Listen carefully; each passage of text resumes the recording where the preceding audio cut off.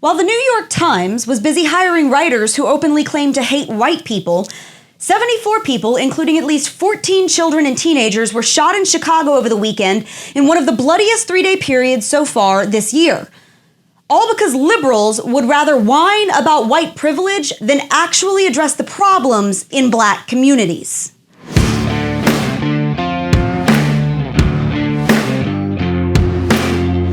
Hey guys, welcome back to Reality Check on MRC-TV. I'm Brittany Hughes.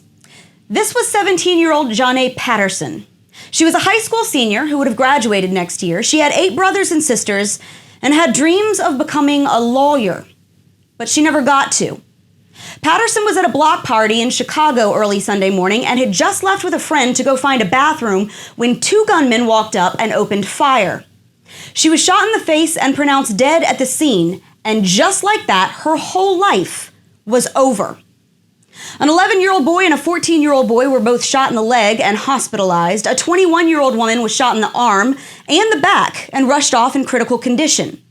2 17-year-olds were shot in the arm and the leg, and if that wasn't all bad enough, here's the real kicker.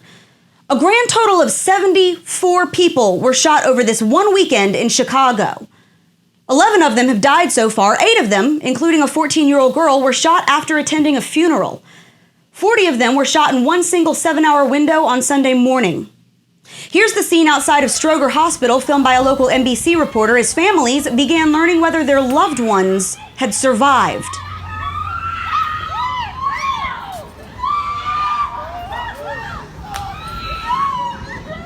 Now, what's even worse is that this is really nothing new. As of Friday, about 1,700 people have been shot in Chicago so far this year alone. Almost every one of them was black. Many were kids or young teens hit by stray bullets from gang members who've taken to just indiscriminately firing into a crowd. So now where's the national news media? Where's Al Sharpton? Anybody seen CNN around? After all, they're awfully concerned about black people, right? See, they'll spend 4 days talking about Roseanne Barr's racist tweets, but when it comes to actual violence affecting black communities, like, teenagers getting shot in the face every few hours, suddenly all their pundits are busy. They don't want to hold a national town hall about that, and here's why. Because if liberals and their media attack dogs actually wanted to solve problems affecting black people, they would have to admit that their own policies have utterly failed these communities. The left has controlled Chicago for over a century. It's former President Obama's hometown. It's still run by Rahm Emanuel, supposedly one of the left's greatest champions for social justice. It's got some of the highest welfare spending and strictest gun control laws in the country. More than 30% of black residents in Cook County are on food stamps. By all accounts, it should be a liberal fortress of peace and harmony and free stuff, where everyone's getting the help they need and no one is falling through the cracks. Right? How well has that worked out for black folks in this cesspool of gang violence and poverty and misery? Because see, it seems an awful lot like Black Lives Only Matter to the left when they can toss a catchy slogan on a cardboard sign and stomp around screaming about Trump and the cops and white privilege and whatever.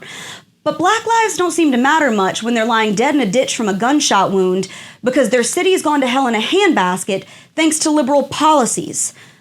Policies designed to keep poor people poor so that they'll be grateful for the scraps that the left tosses them. White privilege didn't shoot 74 people in Chicago this weekend. Nazis didn't leave Janae Patterson with a bullet hole in her head. Trump voters didn't just put 63 people in the hospital and 11 more in the ground. Left-wing policies did. And that's your Reality Check America. Subscribe to our YouTube page, like us on Facebook and Twitter, and stay sane out there.